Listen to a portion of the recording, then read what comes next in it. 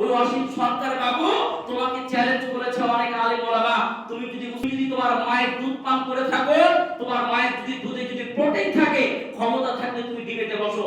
আমি বলছি সোশ্যাল মিডিয়াতে চ্যালেঞ্জ করে, আরে মাদ্রাসার শিক্ষকের সঙ্গে নয়, একজন ছাত্রের সঙ্গে ডিবেটে বসাবো। তোমার যদি প্যান না খুলে দিতে পারে তো বলেছে কি ইসলামকে সোজা এত সহজ নয় বোঝা। আল্লাহ বলছে জ্ঞানী ছাড়া ইসলাম বুঝতে পারে না। আরে কোরআনকে যদি বুঝতে হয়, কোরআনকে যদি জানতে হয় তবে শিক্ষিত হতে হবে। আরে তুমি তো অশিক্ষিত, জাহেল, গোবরখোর, মূর্খ, তুমি কি বুঝবে কোরআনকে নিয়ে? তুমি কি বুঝবে কোরআনকে নিয়ে? কোরআনের অর্থ তুমি বুঝো না, একটা অর্থ কি বুঝো ওইটা সোশ্যাল মিডিয়াকে দিয়ে দিয়েছো। এখন আমি যদি একটা আয়াতকে নিয়ে সোশ্যাল মিডিয়াতে দিই, ইয়া আইয়ুহাল্লাযীনা আমানু লা তাকরাবুস সালাত, হে ঈমানদারগণ তোমরা সালাতে যেও না, তো এটা আমার মূর্খের পরিচয় হবে না? এখন যদি এই আয়াতটাকে আমি কেটে দিলাম এবং বলে দিলাম সোশ্যাল মিডিয়াতে যে আল্লাহ সালাতে যেতে নামাজ পড়তে বাধা দিয়েছে, তো কেন বাধা দিল, এর কারণ কি? এটা যদি না দিতে একটা মূর্খর পরিচয় নয়, এটা অশিক্ষিতর পরিচয় নয়। ঠিক তেমনি সেই অসীম সরকার অশিক্ষিত, জাহেল, মূর্খ, মুৎখর, কবরখোর, এর শিক্ষা নেই, এর মতন হয়েছে। ঠিক তেমনি যে একজন ছেলে 5 ক্লাসে পড়ে ওই যদি বলে আমি নিট পরীক্ষা দেব, ওর মতন অশিক্ষিত আছে গো। ঠিক তেমনি ওর শিক্ষা নেই এবং কোরআনকে বুঝতে এসেছে। আরে তোর মতন কত সে জাহেল এসেছিল কোরআনকে মেটাবার জন্য পারেনি, কারণ আল্লাহ বলে ইন্না নাহনু নাসতালিল কুরআন ওয়া ইন্না লাহু লাহাফিজুন, কোরআন আমি অবতীর্ণ করেছি। আল্লাহ বলছে আরে কোরআন আমি অবতীর্ণ করেছি এবং কোরআনের হেফাজত আমি করব। পারবে না কোরআনকে মেটাতে? পৃথিবীর এমন কোনো শক্তি নেই যে কোরআনকে মেটাতে পারে। ইন্নাল হামদুলিল্লাহ নাহমাদুহু ওয়া নাস্তাঈনুহু ওয়া নাস্তাগফিরুহু ওয়া নু'মিনু বিহি ওয়া নাতাওয়াক্কালু আলাইহি ওয়া না'উযু বিল্লাহি মিন শুরুরি আনফুসিনা ওয়া মিন sayyi'ati a'malina man yahdihillahu fala mudilla lahu wa man yudlilhu fala hadiya lahu wa ashhadu an la ilaha illallah wahdahu la sharika lahu wa ashhadu anna sayyidina habibana wa shafi'ana maulana Muhammad arsalahu bil haqqi bashiran wa nadhira wa da'iyan ila Allahi bi idnihi wa siratan munira. Amma ba'd, fa khayral hadithi kitabullah wa khayral hadi hadi Muhammadin sallallahu alayhi wa sallam. A'udzu billahi minasy syaithanir rajim. Bismillahirrahmanirrahim.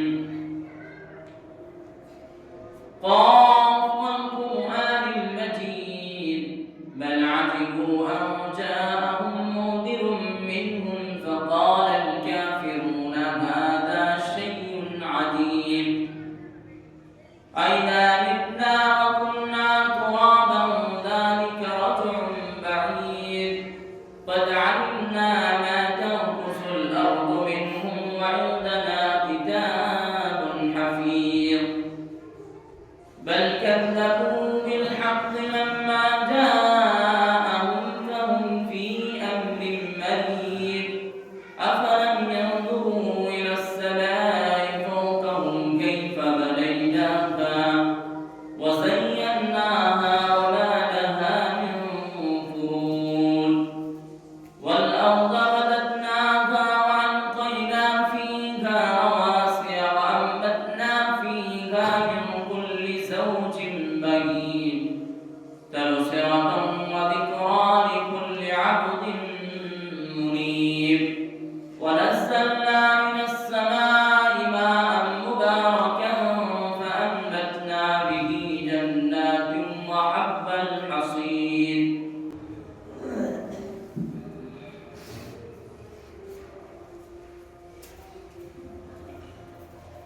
نحمده ونصلي على رسوله الكريم. أما أما بعد أعوذ بالله من الشيطان الرجيم بسم الله الرحمن الرحيم فإذا انسلخ الأشهر الحرم فاقتلوا المشركين حيث وجدتموهم وخذوهم واحصروهم واقعدوا لهم كل مرصد فإن تابوا وأقاموا الصلاة وآتوا الزكاة فخلوا سبيلهم إن الله غفور رحيم وإن أحد من المشركين استجارك فأجره حتى يسمع كلام الله ثم أبلغه مأمنه ذلك بأنهم قوم لا يعلمون رب اشرح لي صدري ويسر لي أمري واحلل عقدة من لساني يفقهوا قولي সমস্ত প্রশংসা সমস্ত গুণগান মহান পাক রব্বুল ইজ্জতের জন্য, যিনি আমাদের সর্বের সেরা সর্বোত্তম করে সৃষ্টি করিয়াছেন, যিনার প্রশংসা করে যিনার গুণগান করে আমরা কখনো শেষ করতে পারবো না। সেই কথা আল্লাহ পাক রব্বুল আলামিন তিনি নিজেই বলেছেন পবিত্র কোরআনের মধ্যে সূরা লুকমান সূরা নম্বর 31 আয়াত নম্বর 27 এর মধ্যে, ওয়ালাউ আন্নামা ফিল আরদি মিন শাজারাতিন আকলাম ওয়াল বাহরু ইয়ামুদ্দুহু মিন বা'দিহি সাবআতু আবহুরিন মা নাফতাত কালিমাতুল্লাহ। সারা পৃথিবী গাছের ডালগুলোকে যদি কলম বানানো হয় এবং পাতাগুলোকে যদি খাতা বানানো হয় এবং সমুদ্র পানি সাত সমুদ্র পানিকে যদি কালিক বানানো হয় তবে আল্লাহর প্রশংসা লিখে শেষ করা যাবে না। তা আল্লাহর প্রশংসা একটি ছোট্ট লফজের দ্বারা শেষ করে থাকি, সকলে বলুন আলহামদুলিল্লাহ। তারপরে পরে ধর্মের গুরু কর্মের নেতা মাআমিনাল্লাহ আব্দুল্লাহ মাহমুনি নবীপুরের সম্রাট আহমদ মুস্তাফা মুহাম্মদ মুস্তাফা নবী মক্কি নবী মাদানী নবী মুবাশশির নবী মুদাক্কির নবী মুহাম্মদ রাসূলুল্লাহ সাল্লাল্লাহু আলাইহি ওয়াসাল্লাম, যিনি ইসলাম খাকে প্রচার প্রসার করতে গিয়ে কাফের কুরাইশদের কাছে লাঠির আঘাত পাথরে আঘাত খেয়েছেন। তারপরে তিনি সারা পৃথিবীর আনাচে কোনাচে ইসলামের পতাকা ছড়াচ্ছেন। তাই তার উপরে দরুদ ও সালাম হাজার হাজার লাখ লাখ কোটি কোটি বর্ষিত হোক।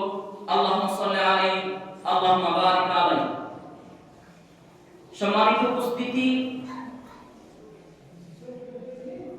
আমি আপনাদের সামনে যে বিষয়বস্তুটিকে দাঁড় হয়েছি, যে সেই বিষয়বস্তুটি হচ্ছে কিছুদিন থেকে সোশ্যাল মিডিয়াতে একটা জিনিস দেখা যাচ্ছে যে একজন এমএলএ মুদখোর গোবরখোর সে পোস্ট করেছিল সূরাতুল তাওবা সূরা নাম্বার 9 আয়াত নাম্বার 5 এর একটি অংশ পোস্ট করেছিল এবং সেখানে বলেছিল যে কোরআন বলছে মুশরিকদেরকে যেখানে পাবে সেখানে তোমরা হত্যা করবে। যে অসীম সরকার বাবু এটা পোস্ট করেছিল এবং অসীম সরকার বোঝাতে চাইছে যে কোরআন মুশরিকদেরকে হত্যা করতে আদেশ দিয়েছে। ইসলাম কখনো শান্তির ধর্ম হতে পারে না। যে অসীম সরকার এটাকে পোস্ট করে বোঝাতে চাইছে যে মুহাম্মদ সাল্লাল্লাহু আলাইহি সাল্লাম হচ্ছে একজন খুনি। কারণ মুহাম্মদ সাল্লাল্লাহু আলাইহি সাল্লামকে আল্লাহ আদেশ করেছিল যে তুমি কাফেরদের যেখানে পাবে সেখানে হত্যা করবে। এই কথার মাধ্যমে এই কথা কি আসলে কোরআনে কি বাক্য রয়েছে? আমাদের মুসলিম জাতির মধ্যেও এটা জাগবে। কিছুদিন আগে সেই অসীম সরকার বলেছিল এবং তারপরে কয়েকদিন আগে পোস্ট করেছে ওই আয়াতটাকে কিছু অংশ কেটে সোশ্যাল মিডিয়াতে পোস্ট করেছে এবং সেখানে সুন্দরভাবে বাংলা লেখা আছে যে তোমরা কাফেরদের যেখানে পাবে সেখানে হত্যা করবে।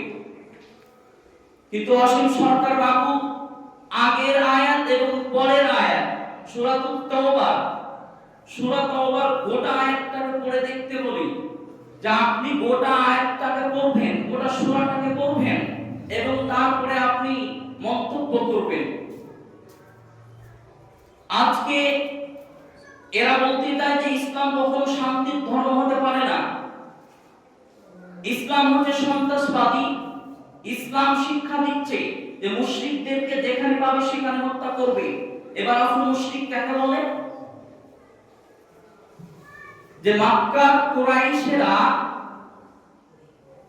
যারা পাথর পূজা, গাছ পূজা, সূর্য পূজা, চন্দ্র পূজা অর্থ 360টি দেব দেবীর পূজা করত, শিরক থেকে মুশরিক এসেছে, অতএব তারা শিরক করত এবং তাদেরকেই মুশরিক বলা হয়। সেই যুগের মুশরিক হচ্ছে যারা শিরক করত, গাছ পূজা করত, পাথর পূজা করত এবং তারাও একটা বিশ্বাস করত যে আল্লাহ একটাই। কিন্তু আল্লাহর কাছে পৌঁছাতে গেলে, আল্লাহ যদি দয়া দিতে গেলে এদের আশ্রয় নিয়ে নিতে হবে, এটা ওদের আশঙ্কা। যদি আল্লাহর কাছে পৌঁছাতে হয়, আল্লাহ দয়া দিতে হয়, তবে এই গাছ পূজা, পাথর পূজা, 360টি দেবদেবীর পূজা করেই পৌঁছাতে হবে, এটা তাদের আশঙ্কা। তো ওই যে অসীম সরকার ওই জিনিসটিকে পোস্ট করেছে এবং বলেছে যে ইসলাম ধর্ম কখনো শান্তি হতে পারে না, এরা হচ্ছে সন্ত্রাসবাদী। এরা কোরআনেই লেখা রয়েছে যে তোমরা মুশরিকদেরকে যেখানে পাবে সেখানে হত্যা করবে। সম্মানিত উপস্থিতি, তার আগে আমি একটা কথা বলি। মনে করুন পাকিস্তান এবং ভারতবর্ষের একটা চুক্তি হলো, পাকিস্তান এবং ভারতবর্ষের একটা চুক্তি হলো যে আমরা কোনো গন্ডগোল করব না, আমরা কোনো যুদ্ধ করব না, আমরা চাই শান্তি।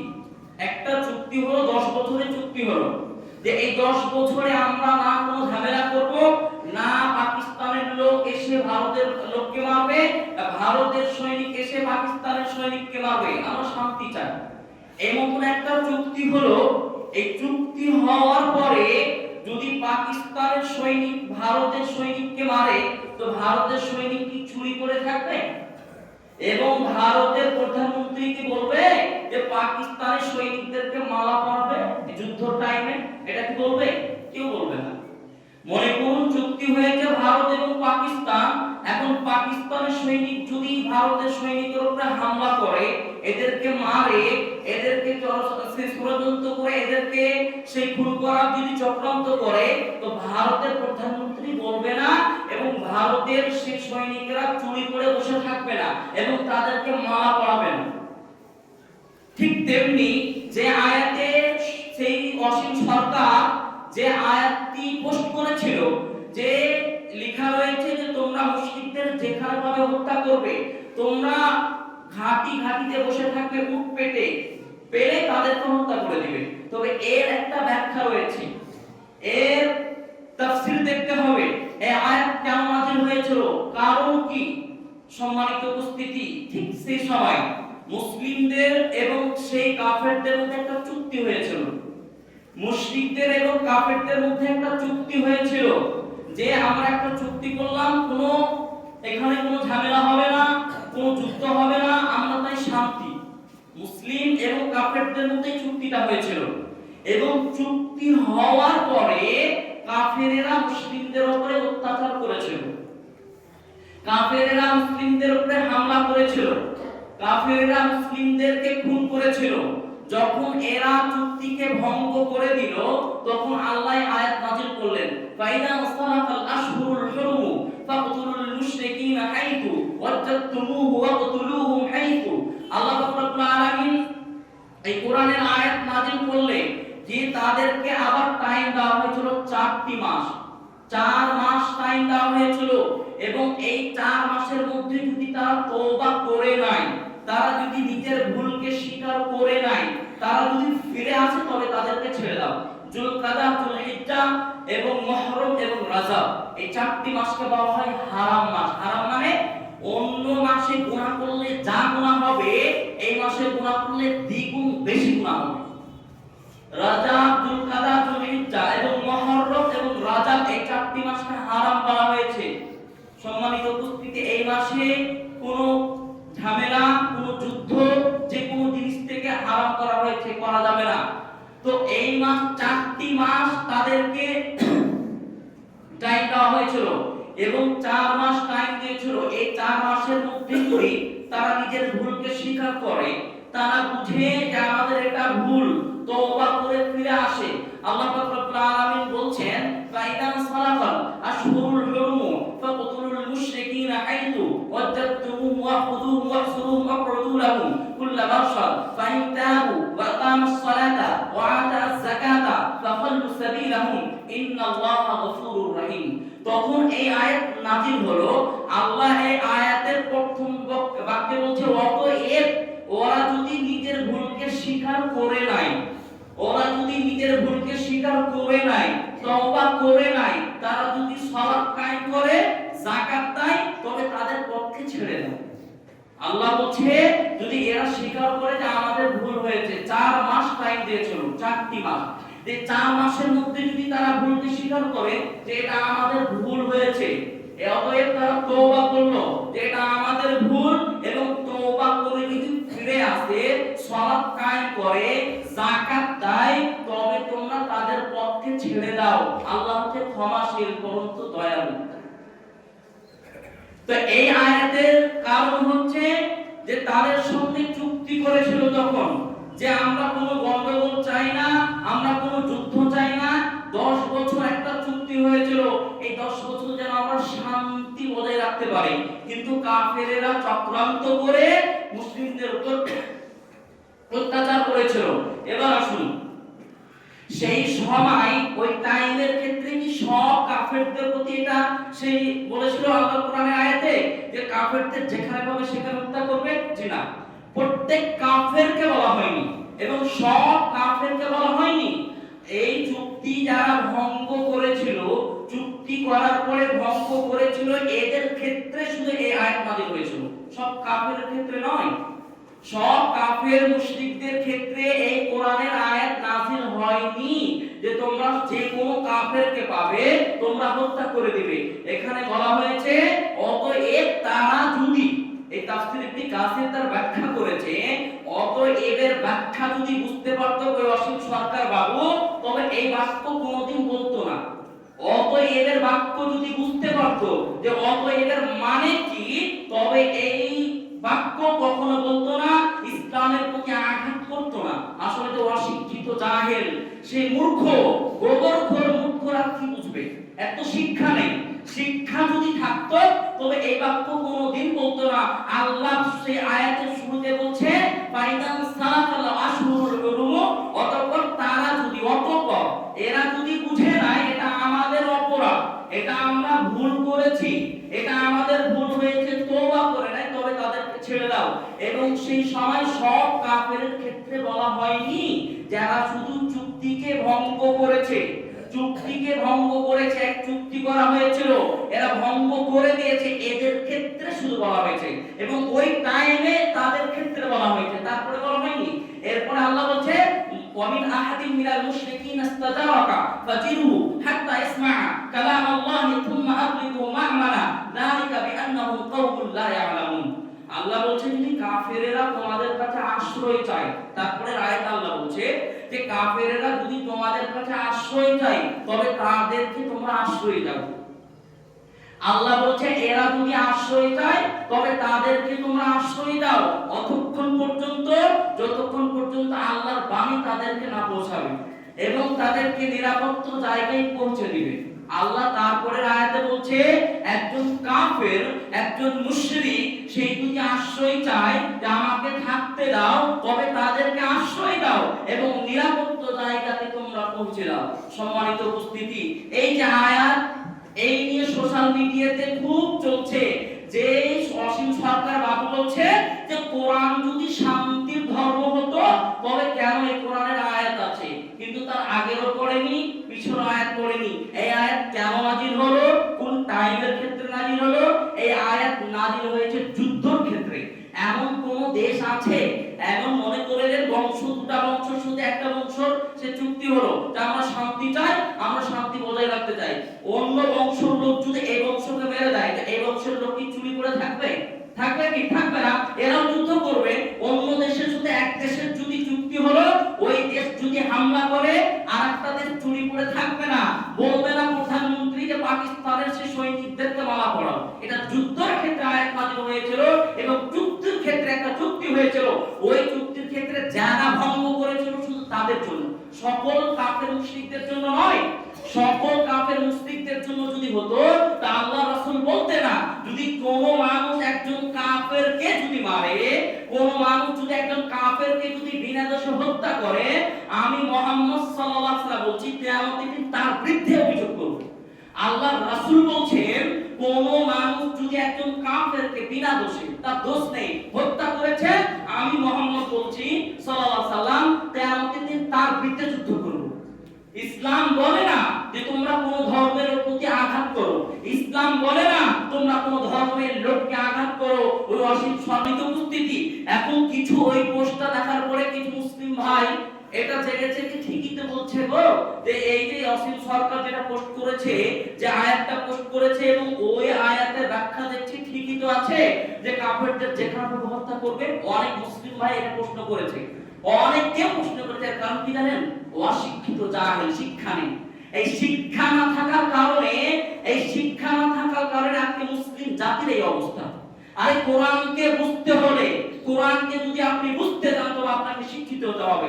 আরে তাওহীদের আগে, সালাতের আগে, সিয়ামের আগে, প্রত্যেকটা ইবাদতের আগে শিক্ষা ফরজ, শিক্ষিত হতেই হবে আপনাকে। কিন্তু আজকে কি জানেন? আপনি দেখুন না, যে উড়িষ্যার মাটিতে সেই বাঙালিদেরকে মারছে, মুসলিমদেরকে মারছে, মারবে তো।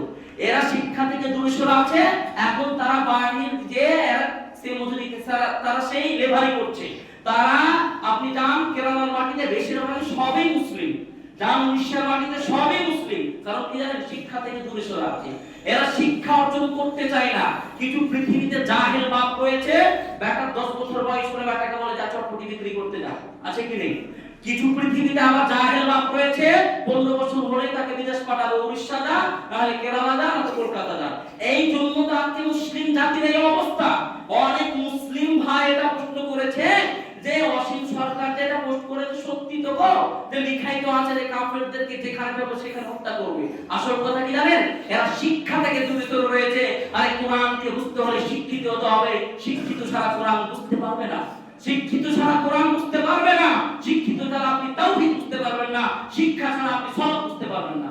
সম্মানিত উপস্থিতি, যেটা বলছিলাম যে ওই সোশ্যাল মিডিয়াতে ওই আয়াতটা নিয়ে খুব চলছে যে কাফেরদের যেখানে পাবে সেখানে হত্যা করবে।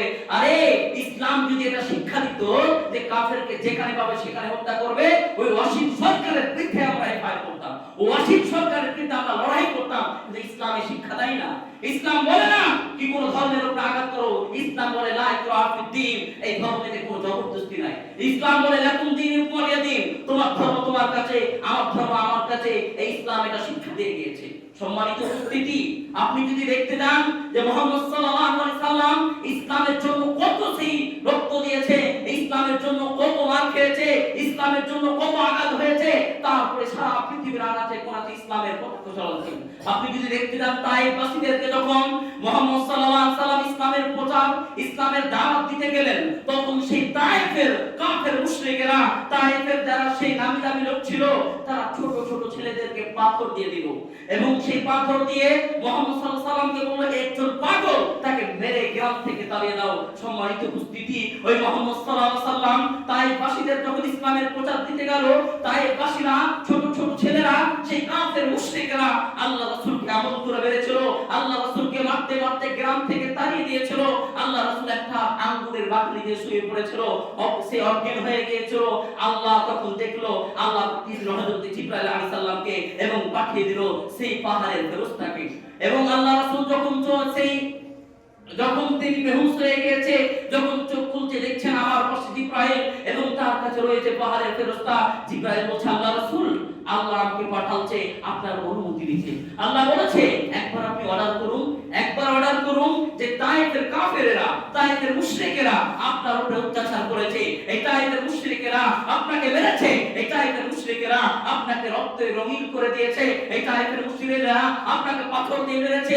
আল্লাহ রাসূল একবার অর্ডার করুন, এই যে পাহাড়ের ফেরেশতা আছে, এই তায়েফের পাশে যে পাহাড় রয়েছে, দুটো পাহাড়, ওই পাহাড় দিয়ে তায়েফবাসীদেরকে শেষ করে দিব। আল্লাহ রাসূল বলেছিল না, এরা আজকে আমাকে মানলো, কালকে হতে পারে তাদের সেই সন্তানেরা আমার দাওয়াত গ্রহণ করবে। এদেরকে যদি মেরে দিই তবে ইসলামের দাওয়াত দিব কাকে? আল্লাহ রাসূল বলেছেন ওয়া সাল্লাকা ইল্লা রাহমাতাল লিল আলামিন, আমি সারা বিশ্বের জাহানের জন্য রহমত স্বরূপ এসেছি। ইসলামের শিক্ষা দেয় না যে কোন ধর্মের উপর আঘাত করো। ইসলাম বলে না কোন ধর্মকে নিয়ে তোমরা কটূক্তি করো। ইসলাম বলে না কোন ধর্মের লোককে তোমরা আঘাত করো। সম্মানিত উপস্থিতি, আল্লাহ রাসূলের প্রতি এত অত্যাচার, এত অন্যায় হয়েছে, তারপর আল্লাহ রাসূল বলেনি তাদেরকে ধ্বংস করে দাও। সম্মানিত উপস্থিতি, ইসলাম এই কথা আমাদেরকে শেখায় না যে কোন ধর্মের উপর আঘাত করো। কোরআন বলে না যে তোমরা কোন ধর্মের লোককে যেখানে পাবে সেখানে হত্যা করবে। সম্মানিত উপস্থিতি, আজকে মুসলিম সমাজের মধ্যে শিক্ষা উঠে গিয়েছে, এই জন্য আজকে আমরা বুঝতে পারি না তাওহীদ মানে কি বুঝি না, সালাত তো বুঝি না। আরে 90 বছর বয়স হয়ে গিয়েছে, 60 বছর থেকে সালাত আদায় করতে এখন পর্যন্ত সালাত কি করে? হবে না তো সালাত ঠিক। কারণ কি জানেন? এর ভিতরে যে শিক্ষা নেই। এর ভিতরে যদি শিক্ষা থাকতো, পৃথিবীর সব ইবাদতের চাইতে সবচাইতে সেই গুরুত্বপূর্ণ শিক্ষা দেওয়া হয়েছে, জানেন? তারপরে আপনি কেন শিক্ষা থেকে পিছু সরে আছি? যে কোরআন আমাকে শিক্ষা বলতে বলেছে, যে কোরআন আমাদের কাছে রয়েছে, আপনি ওই শিক্ষা থেকে আমরা কেন দূরে সরে আছি? সম্মানিত উপস্থিতি, যারা ছেলে মেয়েদেরকে শিক্ষা থেকে দূরে সরে আছে, যারা 10 থেকে 15 বছর বয়স হচ্ছে, ছেলের মাথায় সেই চটপটির হাড়ি আর একটা দোকানে রেখে দিল, না তো ওই ছেলে যাও তুমি টিকটক করো, ভাইরাল হও, টাকা ইনকাম হবে। এই যারা নীতি নিয়ে চলাচল করছেন, আরে আপনি আপনার জীবনকে নষ্ট করছেন, আপনি আপনার ছেলে মেয়েদেরকে জীবন নষ্ট করছেন। আপনার বিয়ে করা ঠিক হয়নি, কারণ আপনি বিবাহ করার পরে আপনার সন্তানকে জীবন নষ্ট করছেন আপনি। সম্মানিত উপস্থিতি, এই নিয়ে আমাদেরকে ভাবতে হবে, ছেলে মেয়েদেরকে শিক্ষা দিতে হবে। নতুন যদি শিক্ষা না থাকে, ওই অন্ধভক্তর মতো আমাদের অবস্থা হয়ে যাবে। এই অন্ধভক্তর মতো আমাদের অবস্থা হয়ে যাবে। কারণ এই কোরআনকে যদি জানতে চাই, কোরআনকে যদি বুঝতে চাই, কোরআনকে যদি আমরা গবেষণা করতে চাই, তাকে নিয়ে যদি ভাবতে চাই, তবে আমাদের শিক্ষিত হতে হবে। শিক্ষিত ছাড়া এই কোরআন বুঝতে পারবেন না, শিক্ষিত ছাড়া কোরআন বুঝতে পারবেন না। এবং প্রত্যেকটা মানুষের কাছে আমার অনুরোধ, প্রত্যেকটা মানুষকে বলি যে আপনার ছেলে মেয়েদেরকে কোরআনের শিক্ষা দিন, এবং আপনার ছেলে মেয়েদেরকে শিক্ষা দিন। দুনিয়াবী শিক্ষা দিতে হবে আপনাকে, এবং আখিরাতের শিক্ষা দিতে হবে, যেই শিক্ষা ইহকাল এবং পরকাল লাভ হয়েছে। কিন্তু আজকে আমরা এই দুনিয়াবী শিক্ষা নিয়ে আজকে অনেক বেঁচে রয়েছে, কিন্তু এই কোরআনের শিক্ষা থেকে আমরা সবাই পিছিয়ে পড়ে আছি। সম্মানিত উপস্থিতি, যে অসীম সরকার যেটা নিয়ে পোস্ট করেছিল, এটা আমরা আশা করি জানতে পারলাম এই আয়াত কেন নাজিল হয়েছিল, এই আয়াত নাজিল হওয়ার কারণ কি। প্রত্যেকটা মানুষের কাছে আমার অনুরোধ, প্রত্যেকটা মানুষ যেন এই কোরআন শিক্ষা অর্জন করতে পারে, নচেৎ কিয়ামতের দিন প্রত্যেকটা মানুষ বেঁচে যাবেন। আল্লাহর কসম খেয়ে বলছে, আল্লাহ রাসূল বলছে, যারা কোরআন শিক্ষা অর্জন করে না, কোরআন কিয়ামতের দিন আপনার বিপক্ষে সুপারিশ করবে।